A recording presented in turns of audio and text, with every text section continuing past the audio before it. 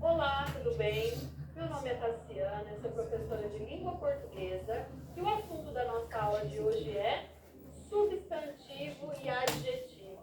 Duas classes de palavras extremamente importantes na produção de conteúdo da língua portuguesa. É necessário reafirmarmos que essas duas classes pertencem ao estudo de morfologia, que é a parte da gramática destinada ao estudo das classes gramaticais, ou seja, das palavras e as suas funções fora do contexto de texto, fora do contexto de frase. Primeiramente, é necessário estabelecermos aqui a relação funcional do substantivo. Ele serve para nomear seres, sentimentos, objetos, pessoas. Existe uma subclassificação dos substantivos, ok? Temos aqui o substantivo próprio, que ele particulariza os seres que ele nomeia. Por exemplo, Maria, Paulo, João. É por isso que nós escrevemos esses substantivos com letra maiúscula, porque eles particularizam os seres.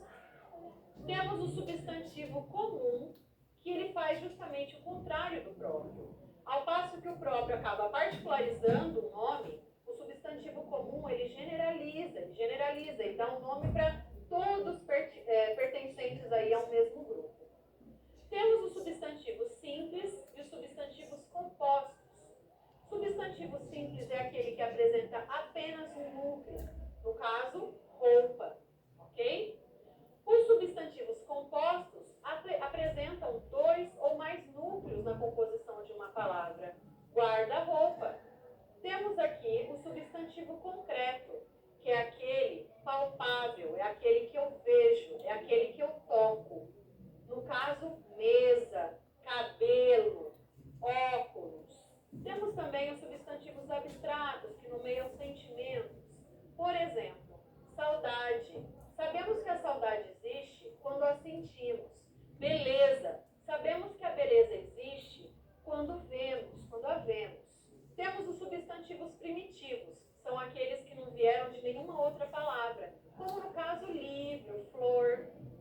Em contrapartida, os substantivos derivados vieram sempre de uma palavra primitiva, livraria, floricultura. E, por fim, os substantivos coletivos, que designam um grupo. Multidão, por exemplo, essa palavra, embora ela esteja no singular, ela designa um grupo de pessoas. Não nos esqueçamos aqui do processo de substantivação. Toda palavra acompanhada de um artigo, seja ele definido ou indefinido, torna-se automaticamente um substantivo. Por exemplo, a palavra andar. Andar fora de um contexto é um verbo, é óbvio.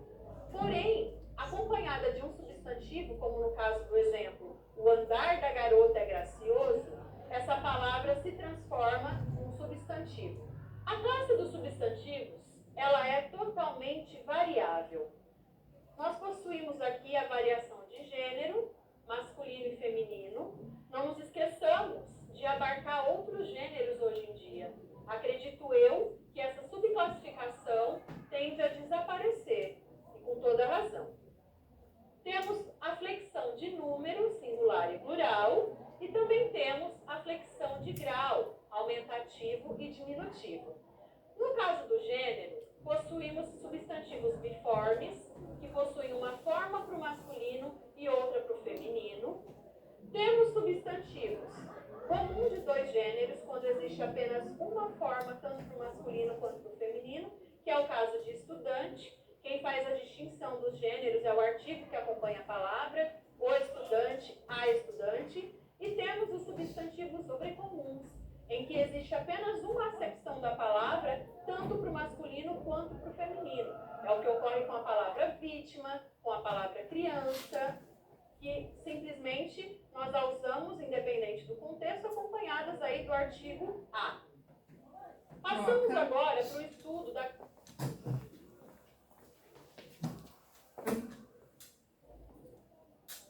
classe dos adjetivos.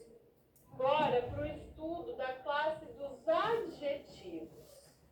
Enquanto o substantivo nomeia um ser, o adjetivo serve para caracterizar este ser, apresentar características. Os adjetivos eles podem aparecer também por meio de locuções adjetivas.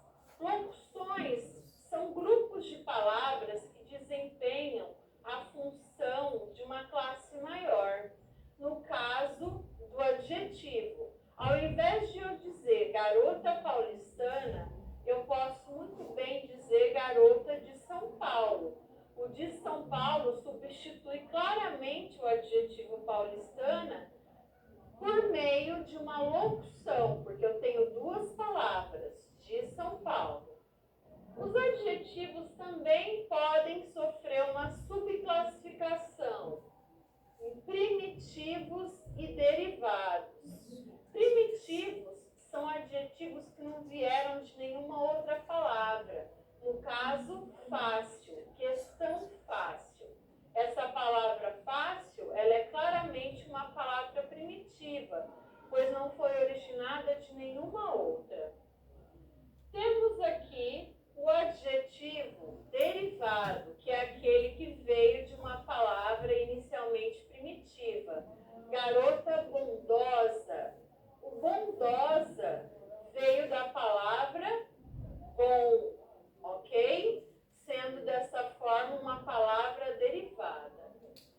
Temos adjetivos simples, questão fácil, questão difícil. Na verdade, esses adjetivos simples, eles se constituem apenas de uma palavra, apenas de um núcleo. E temos também os adjetivos compostos por duas ou mais palavras. Bandeira luso-brasileira. Luso-brasileira é uma adjetivação composta de duas palavras, ou seja, é uma bandeira correspondente a duas nacionalidades, portuguesa e brasileira. Nesse caso, temos um exemplo clássico de adjetivo composto. Da mesma forma que os substantivos, os adjetivos também constituem uma classe de palavras variável, ou seja, eles possuem variação de gênero, número e grau. Quando falamos em flexão de gênero, dizemos aí novamente a questões de subdivisão em masculino e feminino. Garoto bonito, garota bonita. Em número, ele se faz com acréscimo e com a ausência do S. Menino bonito, meninos bonitos. E de grau. O grau do adjetivo, ele possui uma diferenciação com relação ao grau do substantivo. Primeiramente, nós temos aqui um exemplo clássico de grau comparativo de superioridade. Para que o grau comparativo seja efetivado, é necessário sempre dois elementos. Observem a frase. A garota é mais alta que o garoto. Eu tenho dois elementos que estão sendo comparados e eu encontro algo em comum, que é o fato de serem altos.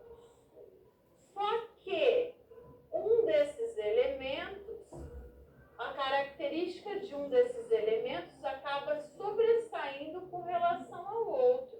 É por isso que eu digo que a garota é mais alta que o garoto. Se aqui tivesse escrito que a garota é tão alta quanto o garoto, seria um comparativo de igualdade. Da mesma forma que se tivesse escrito a garota é menos alta que o garoto, teríamos aqui um comparativo de inferioridade. Outro exemplo de grau do adjetivo é o grau superlativo. É aquele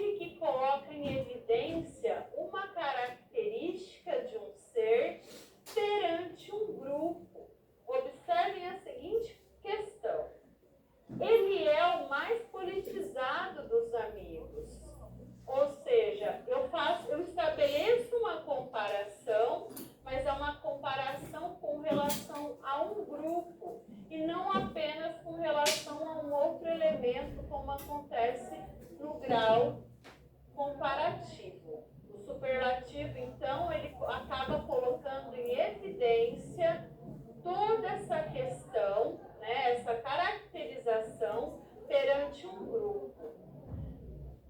Eu poderia também ter escrito que ele é o menos politizado dos amigos. Dessa forma, teríamos aí o grau superlativo de inferioridade. Quando eu coloco ele é o mais politizado dos amigos, eu tenho um grau superlativo de superioridade. Resumindo, o conteúdo da nossa aula tratou de duas classes de palavras muito importantes